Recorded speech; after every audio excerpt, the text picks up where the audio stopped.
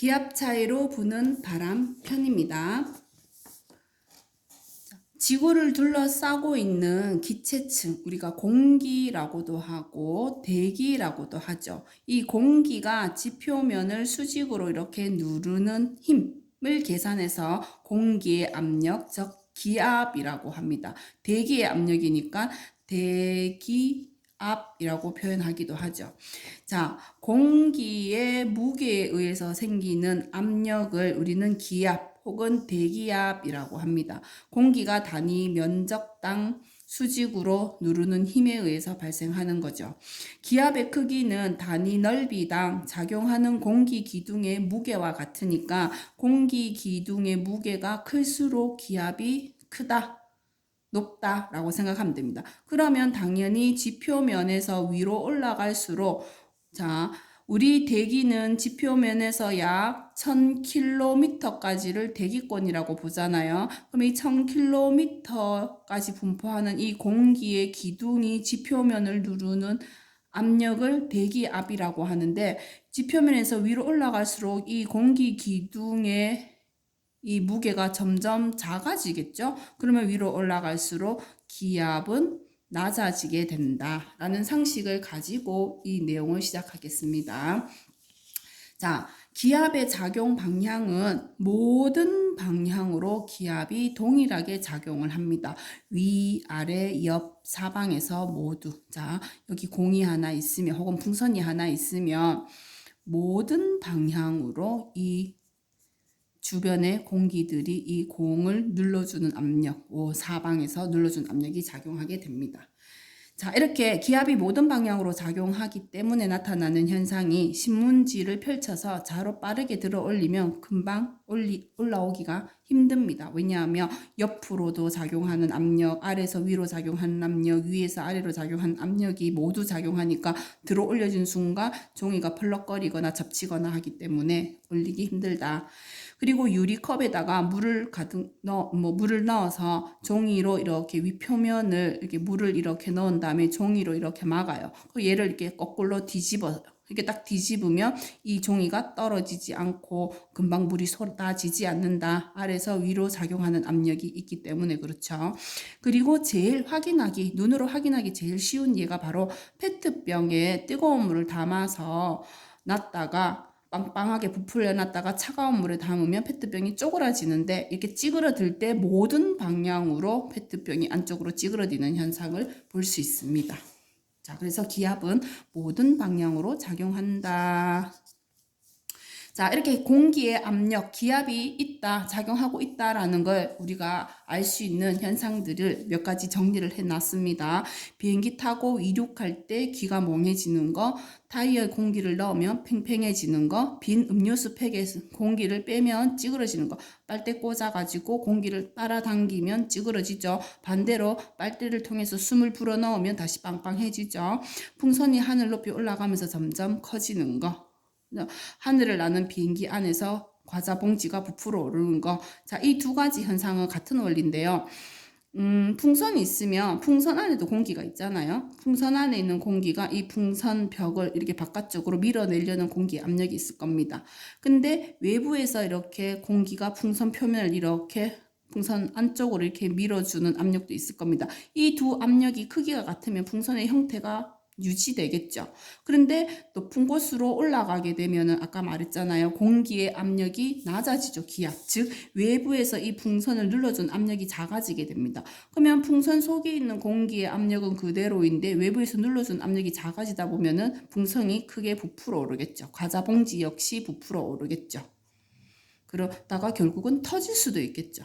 이런 현상들이 모두 공기의 압력이 작용하고 있다라는 증거고, 이륙할 때 우리가 귀가 멍해지는 거는 평상시에 우리가 일상생활에서는 공기 압력을 잘 못 느껴요. 왜냐하면 공기의 압력과 우리 몸 안에서 외부로 작용하고 있는 이 압력이 같기 때문에, 같은 크기의 압력이 몸속에서 바깥으로 작용하고 있기 때문에 그 차이를 잘 모르는데요. 그 기압의 차이를 느끼는 것이 우리 몸에서 고막이라는 부분인데, 이 고막 부분에 외부의 기압이 떨어지거나 높아지게 되면은 우리 몸 안의 압력과 외부의 압력이 달라지면 그 차이를 느껴요. 그래서 고막이 한쪽으로 더 쏠리는 힘을 받게 되면서 멍해지는 현상이 나타나는 겁니다. 자, 이렇게 공기가 가지고 있는 무게 때문에, 공기의 무게 때문에 작용하는 압력, 힘을 우리는 공기의 압력, 기압이다 라고 합니다. 자, 이런 공기의 압력을 지표면에서 공기의 압력이 얼마만큼 되는지 처음으로 측정을 해본 사람이 있어요. 바로 토리첼리라는 사람인데, 토리첼리가 수은이라는 액체를 가지고 이 기압을 측정을 합니다. 근데 이 수은이라는 액체는 위험한 액체이기 때문에 현재 학교에서는 보관을 할 수 없는 액체이기도 합니다. 자, 토리첼리가 한 실험은 어떤 거냐 하면요. 자, 이렇게 수조에다가 수은을 가득 채워요. 그리고 이런 밑에 막혀 있는 유리관을 하나, 1m짜리 유리관을 준비해서 여기에다가 수은을 가득 채워요. 여기도 수은을 가득 채워요. 그런 다음에 이 관을 갖다가 이 수조에 거꾸로 이렇게 세웁니다. 자, 그러면 이 안에 있는 가득 차 있던 수은이 밑으로 내려오기 위한 힘을 받겠죠. 밑으로 누르는 이 유리관 속에 있는 수은이 밑으로 내려오려는 힘 때문에 압력이 생기는 거죠. 자, 이 압력 때문에 수은 기둥이 밑으로 이렇게 수은이 밑으로 흘러나옵니다. 그러면서 이 수조의 수은의 높이는 이렇게 올라가겠죠.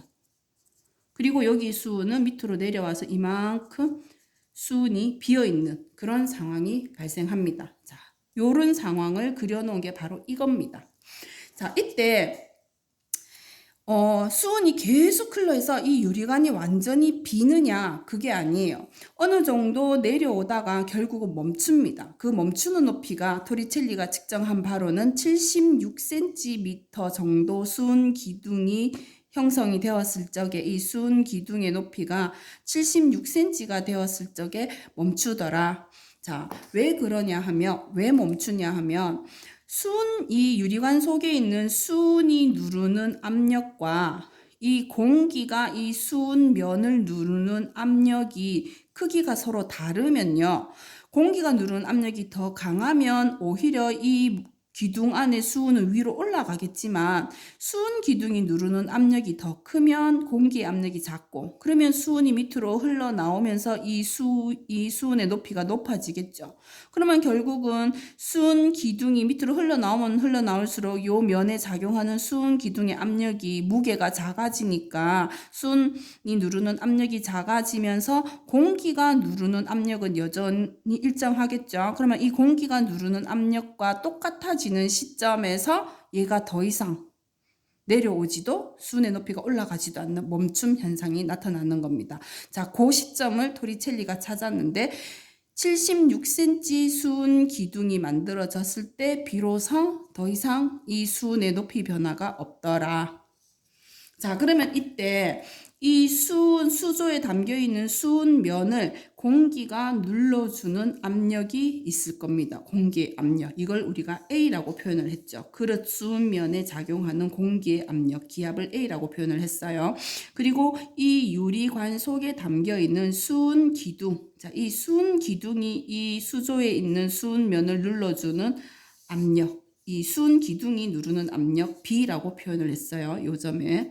자, 그리고 이 수조에 채워져 있는 이 채워져 있는 이 수은이 이 바깥, 이 위쪽을 향해서 작용하는 수은면을 위로 이렇게 떠받쳐주는 압력도 있을 겁니다. 특히 이 수은 기둥이 눌러준 압력과 이 밑에 있는 수조 속에 있는 수은이 이렇게 수은 기둥을 떠 올려주는 이 압력 C. 자, 이 C는 이 공기가 눌러준 압력과 반대 방향으로 이렇게 떠받쳐준 압력과 다 똑같은 압력이에요. 자, 수은 기둥이 떠받쳐 올려준 압력 C가 있어요. 그러면 수은 기둥은 언제 멈출 수 있냐? 언제 더 이상 내려오지 않고 멈추느냐? 이 압력, 이 압력, 이 압력이 모두 같아지는 시점에서 멈춘다. 자, 이게 모두 같아지는 시점이 수은 기둥이 약 76cm 정도 형성되었을 때 멈추더라. 이때 공기가 누르는 압력을 일기압이라고 합시다 라고 우리 약속해서 사용하고 있답니다. 자, 수은 기둥이 더 이상 안 내려오다 안 내려온 이유는요. 이 A와 B와 C가 같아졌기 때문에 더 이상 높이 변화가 없는 겁니다. 자, 그리고 이 공기의 압력이 일정한 경우에 이 공기 기둥의 압력이 일정한 경우에 이 유리관에 76cm 아까 멈췄다 했잖아요. 수은 기둥이. 자, 유리관을 좀 얇은 관으로 바꿔서 실험을 해보고 이 관을 기울여서도 실험을 해봤어요. 그런데 모두 다 똑같은 높이에서 수은 기둥이 멈추더라. 그래서 기압이 똑같은 경우에는 유리관의 굵기나 기울기에 관계없이 수은 기둥의 높이가 같더라. 즉 H1, H2, H3가 같더라라는 결론을 우리가 얻을 수 있었습니다. 자, 이런 방법으로 토리첼리는 공기의 압력이 76cm짜리 수은 기둥이 누르는 압력과 같다라는 사실을 우리한테 알려줬고요. 우리는 그걸 사용하고 있습니다. 자, 공기의 압력을 표현하는 단위는 1기압, 2기압, 3기압처럼 이렇게 기압이라는 단위를 씁니다. 이걸 또요, 헥토파스칼이라는 단위로 쓰기도 합니다. 그리고 토리첼리가 수은 기둥으로 실험을 했기 때문에 수은 기둥 몇 센치에 해당하는 압력이다 라는 의미로 센티미터 Hg, 이건 수은의 원소 기호가 되죠. 센티미터 Hg라는 단위를 쓰기도 하죠. 자, 새로운 단위가 나왔으니까 좀 기억해야 됩니다. 자, 그래서 1기압이란 공기 기둥이 누르는 압력의 크기가 1기압이란 수은 기둥의 높이 76cm에 해당하는 압력이 되고, 이걸 밀리미터로 고치게 되면 760mm가 되겠죠.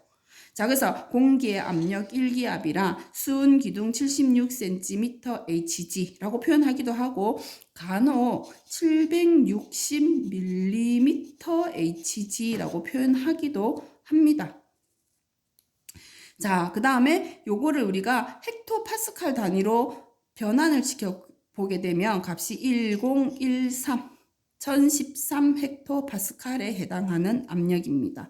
자, 그리고 수은이라는 물질 말고 물을 이용해서 이 기둥의 높이를 재어봤더니 물기둥으로 실험을 하게 되면 약 10m의 물기둥이 누르는 압력과 같다라는 결과를 얻을 수 있었죠. 그리고 이거를 공기 기둥으로 봤을 때는 약 1000km의 압력, 우리가 지표면에서 대기의 높이가 약 1000km까지를 대기권이라고 하고, 이 대기의 이 공기 기둥이 지표면을 누르는 압력을 대기압 1기압이라고 한다 그랬으니까 공기 기둥 약 1000km의 압력이다 라고 할 수 있겠죠. 그죠? 이건 우리가 이미 배워서 쉽게 알 수 있는 내용이고요.